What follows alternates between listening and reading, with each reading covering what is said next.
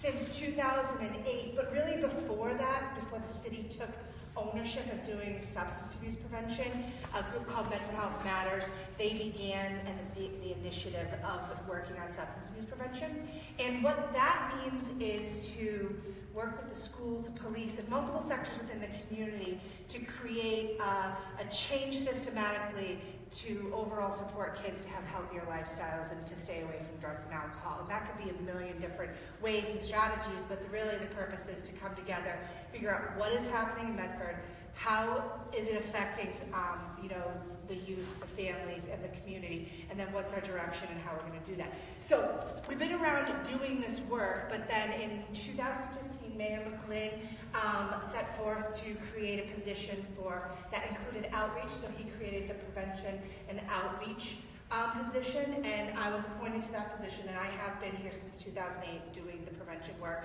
So as you can see on the sheet, there are 4 different parts to the prevention.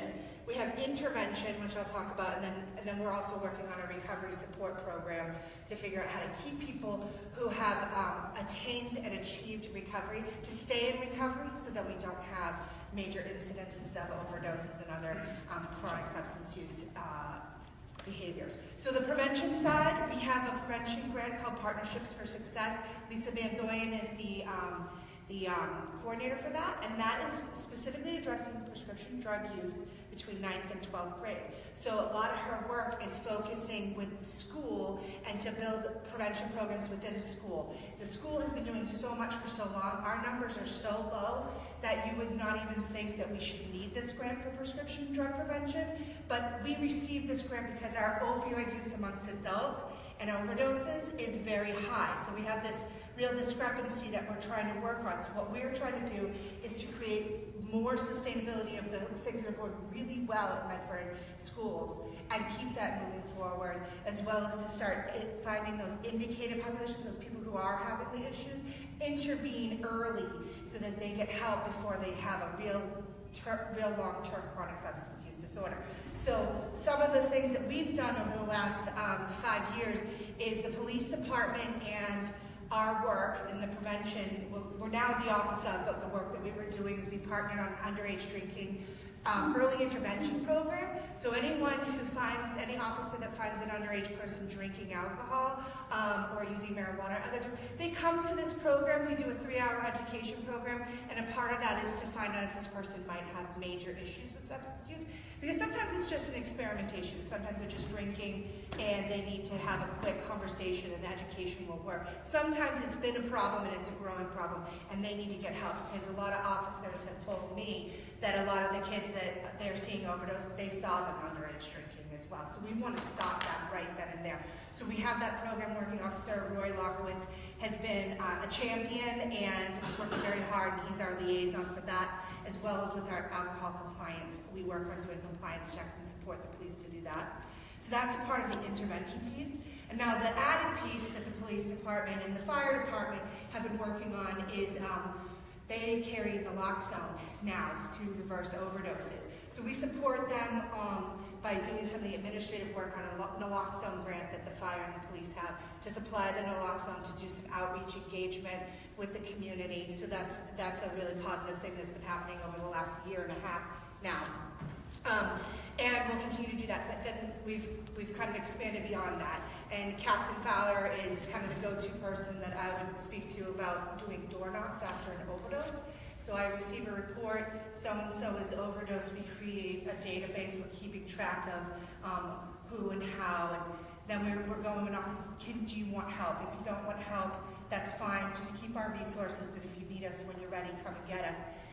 But we've kind of added to that. We have someone who has real experience in recovery and successful recovery working with us in our office, who's able to outreach to people that are seeking help.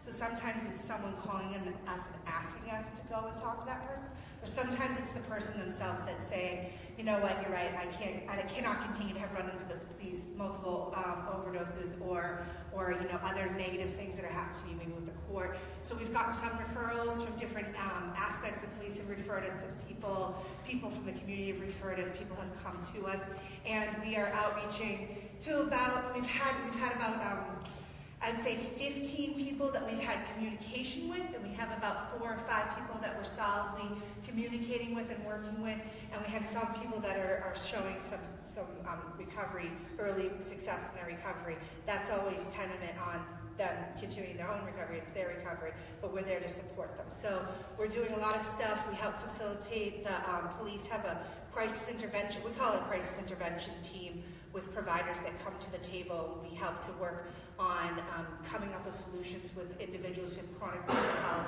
and chronic substance abuse, and we kind of collaborate as a team to figure out like how can we really help this and wrap around them and let them get the help they need instead of just continuing to let them do the same behaviors over and over again. So it's really kind of like we're trying to reduce recidivism as well amongst these folks, and that's kind of what we do in our office. We're working with other community members. Medford Overcoming Addiction is working with us to think about how to support people who are in recovery, to stay in recovery. And we have a really great concept that we're working on doing social media videos, 1-minute videos that talk about positive things associated with recovery. It's not always helpful to constantly talk about the negatives of addiction. We need to talk about the positives of recovery and before getting involved, what builds you up to be a positive human being that keeps you solid, and that's the prevention side. It also translates to the recovery side very well. So that's what we do in our office. Very good. So that's a lot of prevention. The next item is promotion, which some of what she talked about as far as using social media. Now we're trying to do some marketing around health promotion, just educating people about healthy lifestyles and things that they can do to empower themselves to live healthier lives. And then the last part, I think the part that most people think about when they think of the health department or the health inspectors is really the protection as far as the health inspections and the restaurants and going out and making sure that those things are to par. And the reason we do that is local boards of health are given authority through the state to really enforce statutes and to actually make regulations themselves that will provide protection for public health and safety. So we enforce the state sanitary code. We enforce the housing code, which is for apartments. We go in and make sure that apartments are safe before being rented. Or if tenants have issues like no hot water, no heat, we will intervene on their behalf. We inspect and permit swimming pools and bathing beaches. We make sure the water is good on a weekly basis. During the summertime, we hire a laboratory that actually tests the water. Tanning salons, body art establishments, restaurants and food establishments, and recreational camps for children. And the restaurants and food establishments are a really important part of what we do as well, because it's the foodborne illness protection is what we're doing. So we're not going in and telling you if the food's good or not. We're telling you if it's safe and sanitary and clean and people wearing gloves and they're practicing safe food handling practices. So we want to make sure that foodborne illness, because if you've ever had E. coli or canopy or norovirus, you know it's not a very pleasant thing to have. Infectious disease, we monitor throughout the community any infectious disease, tuberculosis, mumps, norovirus, any of those things are reported to our office.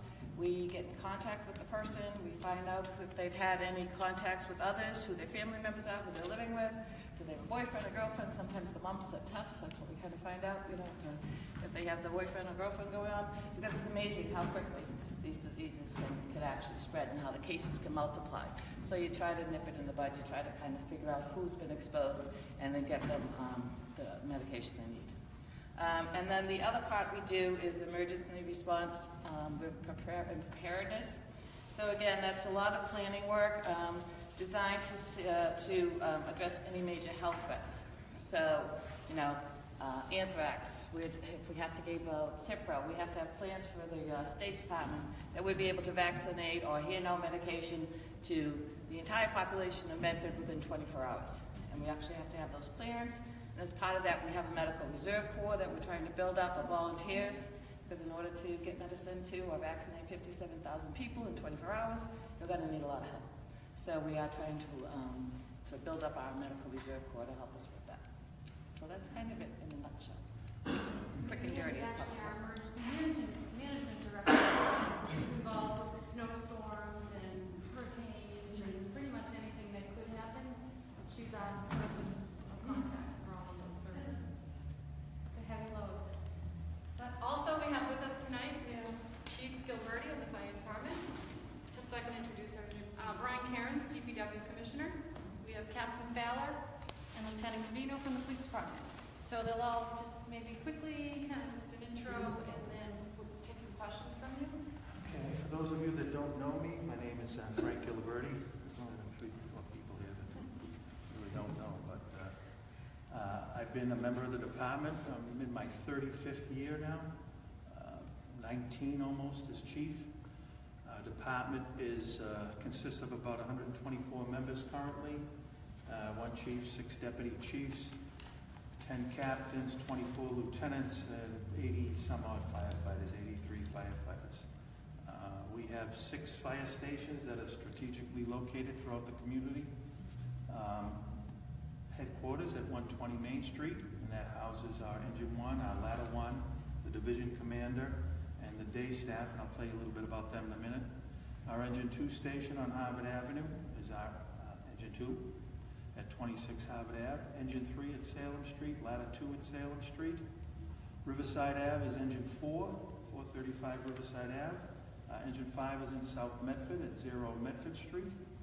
And Engine 6 is up on Fulton Street at the corner of Fulton and Ames. Back to headquarters. Headquarters, we have the 4 suppression divisions that work out of headquarters. Those are the guys that you see every day on the street. We have our training division, fire prevention division, fire alarm division, and of course administration. Armstrong Ambulance is our designated emergency provider in the community. They have been for many, many years now. The office is located just adjacent to headquarters at Union Street. They are dispatched by us in fire alarm. They come under my direction, and we respond to approximately about 9,500 calls a year, department-wide.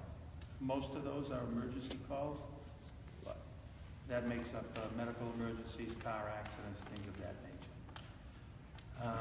What else can I tell you?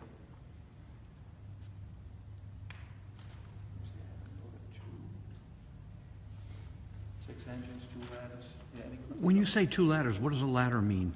A ladder truck. Ah. You'll see a ladder truck, an aerial truck that carries ladders, ground ladders, and the aerial. That's a ladder truck, as opposed to a fire engine, which is a fire pumper that has the hose and carries water. Go ahead. How many firefighters do you have on duty, like, at a time? Like you said, they have 6 stations. We have 6 stations, and we man 23-man shift every day, every shift. Could be more, it's never less. It could be more. Depends on vacations and sick leave and things like that. But 23 per shift, that gives me, that'll give me 5 engines, 2 ladders, a deputy, and a fire alarm operator. Plus an Armstrong, I'm kind of supplemented to that. Say that again? Armstrong staff can be supplemented to that. They're their own entity, and They do their own, yeah. we have about, I think, 4 ambulances housed on Union Street, a paramedic unit, and what's called a PB unit, so a paramedic and an EMT unit. Those 2 are dedicated to the city all day, every day, and there are 2 other ambulances that run out of here that if needed, we utilize them, and if they're out, we bring in ambulances from Arlington, Woburn, like Stoneham. Could you address average response time?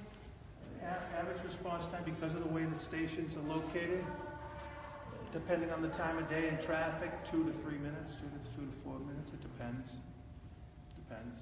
But very, very good response time throughout the whole community.